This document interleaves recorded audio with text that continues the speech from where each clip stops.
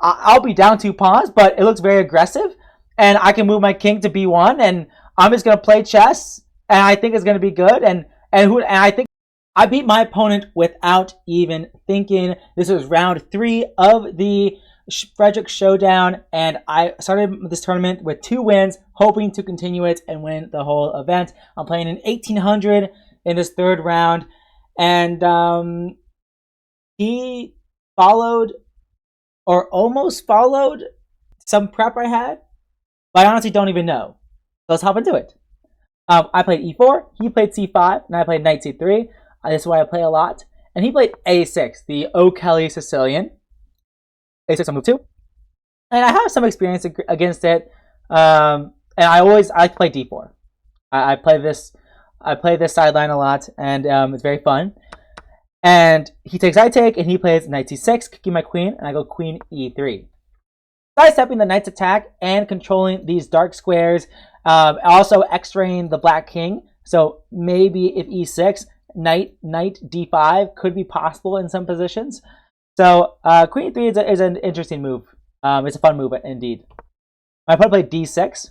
So now I know that this bishop is not going to develop on this diagonal. So therefore, I play b3. If my opponent played e6, I would not be playing b3 here, because then this diagonal is a bit too weak long term. And you can also pressure it this way too. But against d6, I do like playing b3. And he plays knight f6, not committing his e-pawn or g-pawn yet. And I finished my fianchetto, so I'm on this really nice long diagonal here. And then he plays e6. I castle, he plays queen c7, and I played f4. So, not sure what to say here. I think I'm playing all very natural moves. The only weird thing I did in the opening was bring my queen out early, which breaks the opening principles. But outside of that, I'm just developing pieces, and I choose a very aggressive setup. This is a very aggressive setup. Castling on the opposite side of the board. Well, he hasn't castled yet, but I'm just castling, and I'm playing f4, gaining more space in the center. And he plays bishop e7, developing pieces, so he's also playing pretty normal moves. And I play knight f3, and he plays b5. And I swear there is something very... in my prep, there's a position that's almost the exact same as this, if not the same. And it goes like this. This is how my prep goes. g4, giving up my pawn to the knight. I go queen g1, attacking the knight. After the knight goes back, I don't take on g7, giving him the open file defended by his knight. I don't do that. I go e5, so I gave up one pawn. I sacrifice a second pawn, because after queen takes, I go bishop g2, attacking the rook, and I go rook b8. I go bishop c6 check, and after king f8, I sacrifice my queen. But in that variation, I go rook g1 check, king f8, and bishop h6 checkmate. And I was sitting here in this position, and I was like, wait, there's no bishop h6 checkmate. And I was like, but outside of that, this position is exactly the same. But my bishop is on b2 instead of d2. So I was like, you know what? I'm just going to play it. Because if I can force this king to go to f8, I'll be down 2 pawns, but it looks very aggressive. And I can move my king to b1, and I'm just going to play chess. And I think it's going to be good. And I think it's still winning. And I calculated for a bit, and yeah, I played g4. And then he takes. And I go queen g1. And then he goes back. And then I play e5. And then he takes. I take. He goes knight takes. I take him. And then he takes. And I go bishop g2. I was like, yeah, that's it. Like I'm not moving instantly. I'm like after I thought at this point, but then after g4, every move. So let me just break it down a bit. So e5 attacks the knight and attacks d6. So why isn't taking on g7 good? Well, the queen is forced out to the edge of the board, and it's not so clear that it's very good for white. Like white, it's equal material, but probably either bishop g7 or bishop b7, and black is going to castle, and black is going to have an okay position. So that's why I don't take. E5 is probably the better move, because it forces black's decision. If black takes and doesn't take a second time and goes like knight d5, for example, well, firstly, I can take. But more importantly, I can take on g7, and now the rook cannot go to g8. It has to go to f8. And now I can either take the second pawn, or I can take this pawn, and I have a complete free reign in his territory, and life is very good. Life is very, very good. I might not even take the free pawn because bishop e6 develops a piece for him, but it should be fine either way, whether or not I take the d pawn. So if his knight moves off of f6, now I'm going to take on g7. But instead of that, he does take twice. And in this position, I could play, like, if I play knight takes b5, saying, hey, my knight is covered by the bishop, my bishop attacks the queen, and I'm threatening a fork.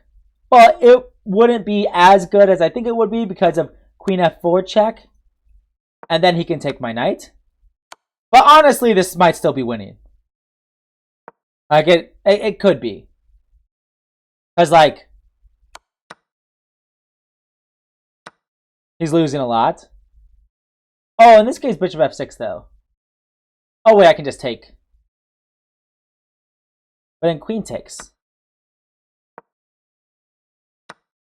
So not super easy. Definitely room for error for white. Anyways. In the position, I could play knight d5. I thought about it. And the queen has no checks. g5 is covered by the queen. f4 and e3 are covered by the knight. The queen has no checks. The queen has to go back. Maybe to h5. Maybe to d6. Probably not d6, actually. d6 I can just take. Cover attack on the queen. Maybe I thought he might go queen b8 to defend c7. And then what's my follow-up? You know, what is my follow-up? I could, like, I'm not saying this is bad for me. This is probably winning, but it's probably not what I want. I could probably take on g7, attacking the rook, because of rook g8. I have this check, and then I pick up the rook. So probably knight d5 is winning. Probably knight d5 is winning. He probably has to sacrifice his queen, and I'll win this game from here. But instead of that, I play bishop g2, because I know it can't be a bad move. I actually did think about here for a while. I thought here for about 5 or 6 minutes. But this was like my only think of the game. Whether or not to play this winning move, or whether or not to play this winning move.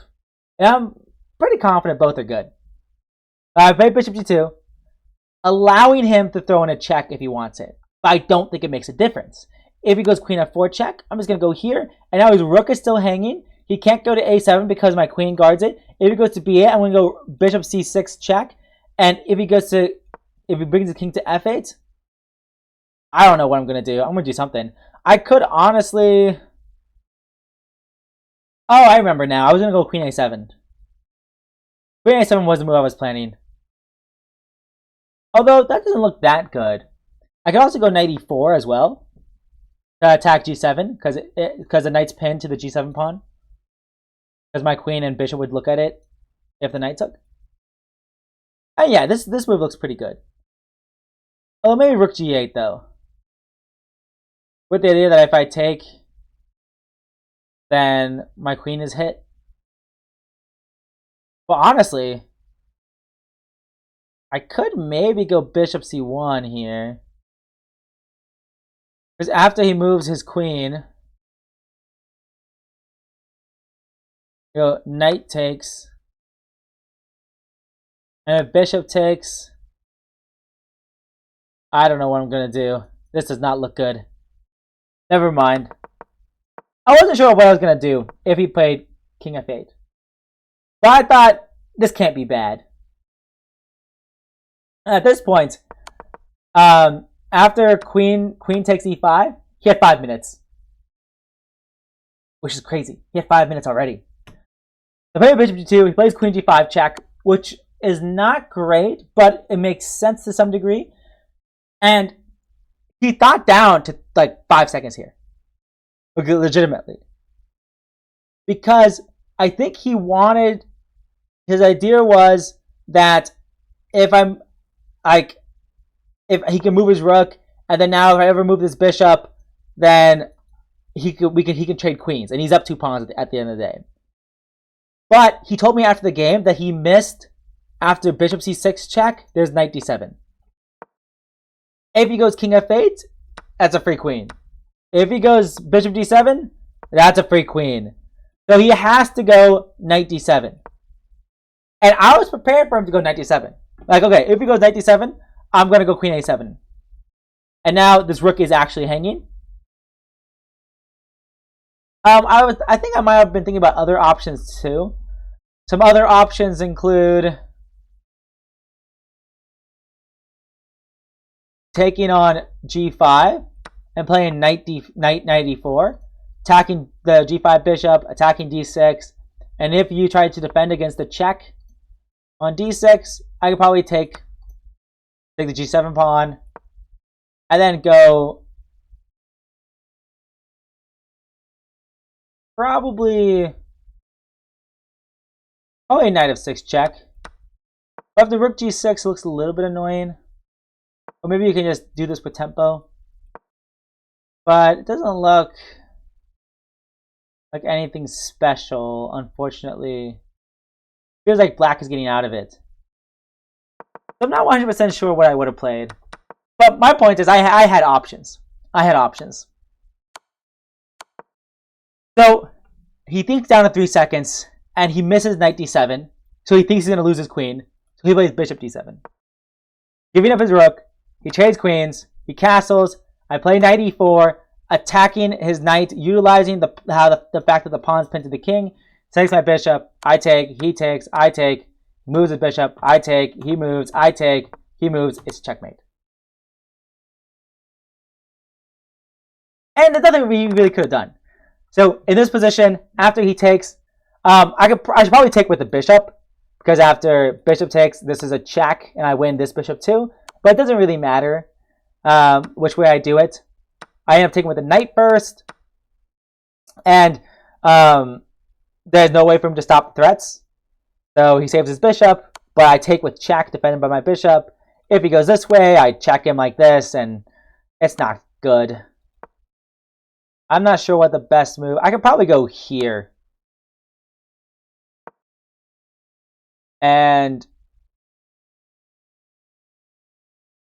maybe this check too, just for funsies. Or bishop c7, or rook c7. That also probably works just fine as well, because I win the bishop here. And yeah, I think that's good enough. Yeah, it's probably good enough just to win this piece. Point is, it's losing. That's the point. But yeah, I win a pretty nice game where I only thought for 1 move, maybe 2 moves, and yeah, I had to check my file and like see if like this is actually good or not. I don't think it's as good with the bishop on b2 as opposed to d2, but honestly, I think it's all winning and it's all fine. We'll find out with the game review. I'm about to check the engine, so we'll see what the engine says. But yeah, it's nice to get a good win like that against someone high rated. You know, a Class A player is no joke.